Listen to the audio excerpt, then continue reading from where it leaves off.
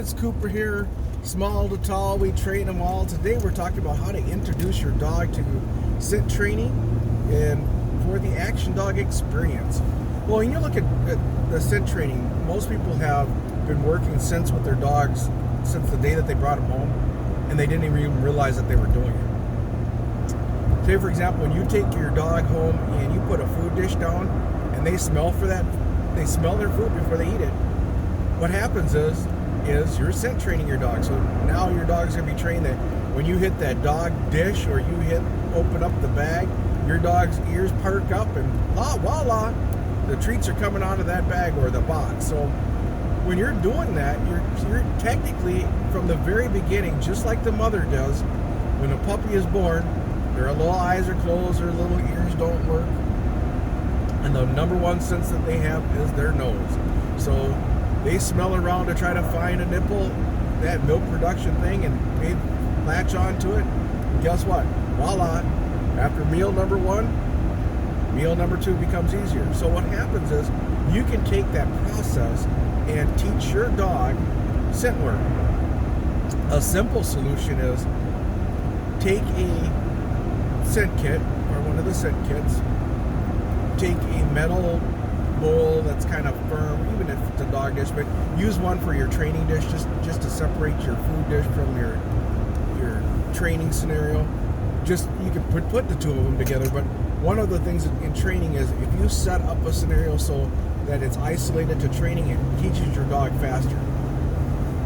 So take that bowl and that scent kit, put it in the bowl, so when the dog comes up and smells the bowl, drop a piece of treat in there. Guess what? Now the dog's going to start associating that scent in that bowl. So then you take that scent, put it in a different room. Dog walks through, sticks his nose in the bowl, tosses a treat in there. Now you see a lot of people that reward their dogs at source. This is just a short period of time that you're going to do this. Don't become a Pez dispenser and don't start doing caching at the source. Caching means you just keep constantly feeding the dog at the source. If you do this, your dog is going to fail you when it comes to a competition situation. I guarantee your dog's going to fail you in a competition situation. One, because you're going to go through and you're not going to give him enough cash at the source. So your payment for your dog finding the reward has to be minimal. You're building your dog to find the scent because you are training it to, not because it needs to be fed to. If you do it so he has to be fed to, you're going to have a situation where you're not going to pay it enough for a scent, or it's going to get full, or it's going to go, well, I don't need that, and now you're at a disadvantage. So another way to introduce your dog to the scent is walking your dog through the scent cone. If you have a dog that's trained, you want to do your obedience side, I know I skipped forward, and your scent command. But when your dog goes through that scent cone and it turns its head because it's a unique smell and it's something different, as soon as it turns its head, tell your dog to sit, provide it with its reward. Now that reward could be a ball, could be a tug toy, that reward could be a treat, but as soon as your dog acknowledges that item, even if it's a slight turn of the head, like it recognizes something or there's something strong smelling here, tell them to sit, give them the reward. You will find that it won't take you but no length of time at all for that scent to become an invisible signal for scent. So if you teach your dog to give you that scent command every single time that it finds a hot scent, whether you're doing, no matter which scent sport that you're doing, you will be guaranteed on when your dog's on source. Because what happens is, if your dog's not on fringe scent, they'll be working it and they'll pause, they won't scent as well, or they won't give you that strong definitive, yep, it's right here, so can I get my reward? There'll be generalities, and reading generalities, it becomes hard in tougher training scenarios.